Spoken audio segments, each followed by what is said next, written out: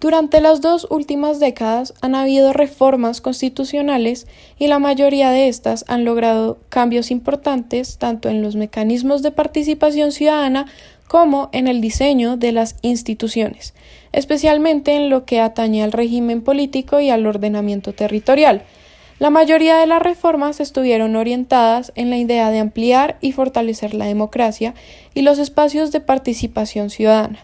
Por ejemplo, un plebiscito. Ahora hablemos de las constituciones bolivianas y ecuatorianas. Estas incitan nuevas maneras de participación que rebasan aquellas limitaciones de la democracia liberal. Pero ¿cómo logran esto?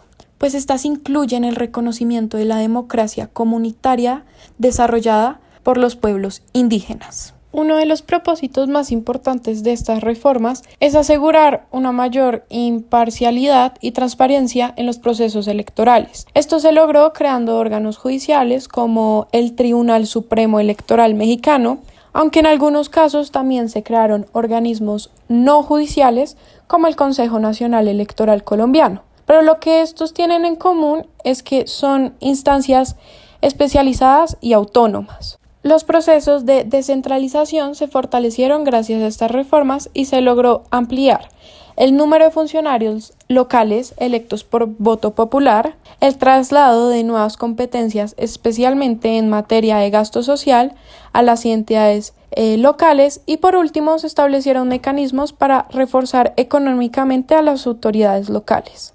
Las reformas buscaron reforzar las instancias estatales de control, fortaleciendo su autonomía y su capacidad fiscalizadora. Dando algunos ejemplos, empecemos por la Constitución venezolana. Esta decretó una nueva rama de poder llamada el poder ciudadano, que recoge esas instancias de control. La Constitución colombiana estableció todo un conjunto de instancias de control como el Ministerio Público, que son, la Procuraduría y la Defensoría del Pueblo, y también la Contraloría General. La idea de estas entidades es actuar como voceros de los derechos ciudadanos, lo cual promovió la protección judicial de los derechos.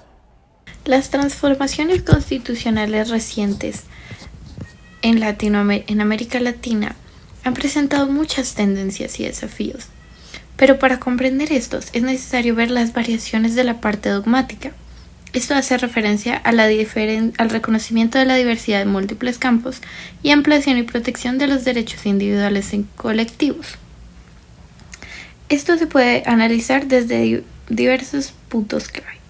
Primero, se puede ver cómo se modifica sustancialmente el entendimiento de la unidad nacional. ¿Qué se refiere con esto? Que remarca que este no es el fruto de una homogeneización de las diferencias culturales, sino que es un reconocimiento de las diferencias y da prioridad al pluralismo en todas sus formas. Esto hace que el lector comprenda que estamos frente a una suerte de constitucionalismo de la diversidad. El segundo elemento clave de estas variaciones a la parte dogmática es que se superan ciertos rasgos confesionales de los ordenamientos jurídicos de muchos países. ¿Qué se comprende con esto? Y es que se le otorgaban privilegios muy importantes a la Iglesia Católica, pero ahora se presenta una igualdad en las distintas confesiones religiosas. Esto nos demuestra así que en las nuevas constituciones se da una consagración de la diversidad y igualdad religiosa, mejorando así el bienestar del país. En tercer lugar, se puede ver cómo, sobre todo, se amparan los grupos tradicionales discriminados, ya sean las comunidades negras y las comunidades indígenas, demostrando así un avance, un progreso hacia la idea de la identidad nacional pluralista. También se incorporan elementos y formas de ciudadanía diferenciada y multicultural. Esto puede crear mucho reconocimiento a la diversidad. Un claro ejemplo de esto son las constituciones boliviana y ecuatoriana, ya que estos plantean la existencia de una nación de pueblos o de un estado plurinacional y constitucionalizan concepciones provenientes de la tradición indígena. En cuarto lugar, se puede observar cómo casi todas las reformas han sido muy generosas con el reconocimiento de los derechos constitucionales de sus habitantes, de los derechos civiles y políticos que se heredan de las tradiciones demoliberales. Establecen ampliamente los derechos económicos y culturales, ya que a estos no se les daba tanta importancia. Algunos de estos derechos son la educación, la vivienda o la salud. De la misma forma, estos reconocimientos se han dado por diversas técnicas que han tenido variaciones nacionales, como se puede ver el caso de Argentina y de Brasil, donde el mecanismo fue directamente definir y establecer estos derechos. Pero sin importar del mecanismo que se haya utilizado, la tendencia y el resultado fueron realmente muy semejantes, considerando la ampliación de los derechos constitucionalmente reconocidos en textos anteriores. En quinto lugar, se puede observar cómo se realiza una apertura al derecho internacional frente a los derechos humanos, especialmente en el tratamiento de la materia especial y privilegiada. En sexto lugar, se puede dar el reconocimiento de la multiculturalidad, o, como expliqué previamente, el caso de la plurinacionalidad, además de las competencias propias de la jurisdicción indígena,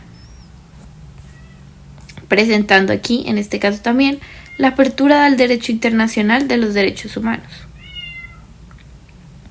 También, en el séptimo lugar, puede ver cómo la mayoría de estas constituciones transformadas presentan un fuerte compromiso con la igualdad, no solo prohibiendo la discriminación por raza, género y muchos más factores, sino que también ordenan las autoridades políticas y afirman que ésta sea real y efectiva.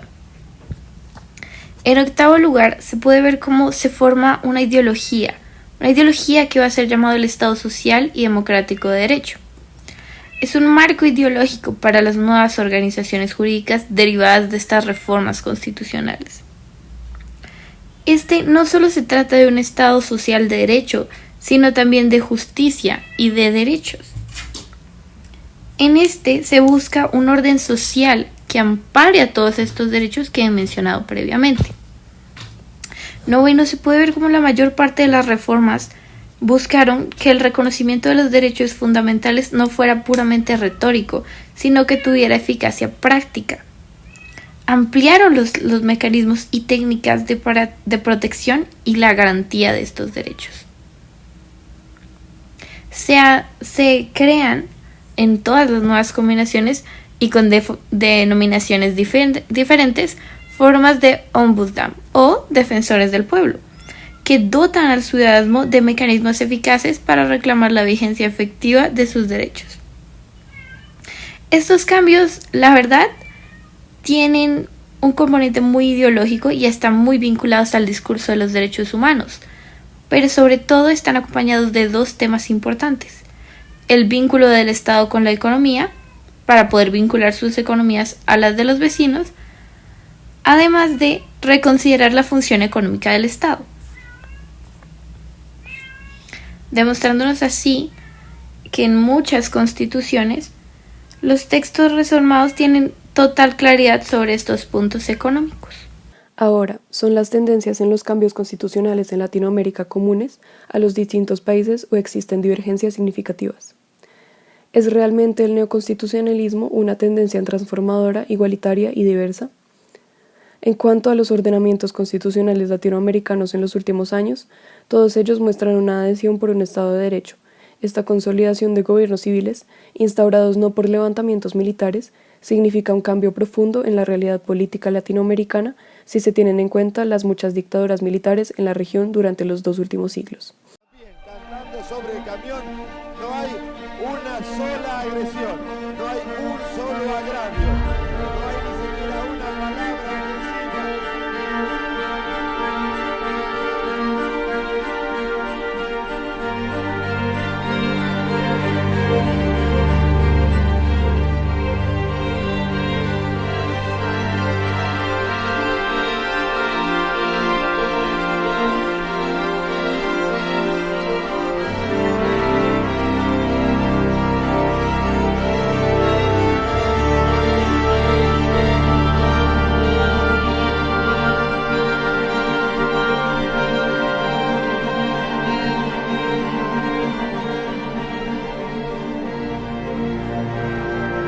En segundo lugar, una tendencia común es el reconocimiento de la diversidad y el pluralismo en todos los sentidos.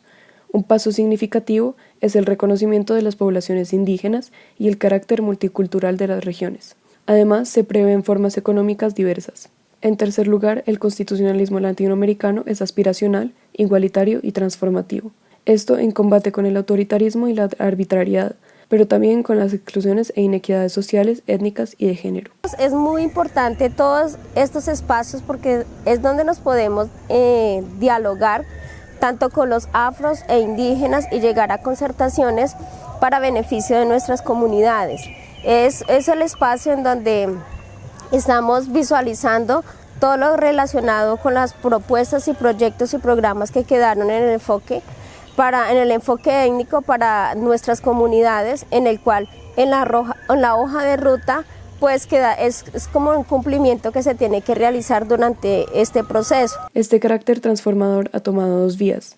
En primer lugar, la riqueza de derechos en las constituciones y en segundo lugar, la ampliación de los mecanismos de participación democrática apostando por una sociedad más justa. Esto explica que estas constituciones nuevas sean en esencia un esfuerzo por repensar la democracia. Algunos de los mecanismos de participación en las constituciones incluyen referendos, plebiscitos o iniciativas populares, y las más recientes, como la boliviana y ecuatoriana, han fortalecido los mecanismos de participación relacionados con la autonomía de los pueblos indígenas y otras comunidades. Por otra parte, estas constituciones han fortalecido su parte normativa, ya que aspiran a ser textos que efectivamente gobiernen en la vida en sociedad. Sin embargo, existen también diferencias nacionales significativas en el constitucionalismo latinoamericano. En primer lugar, es posible distinguir entre procesos constitucionales fundacionales y otros más transaccionales o de ajuste de consenso que se presentan menos en ruptura con el pasado.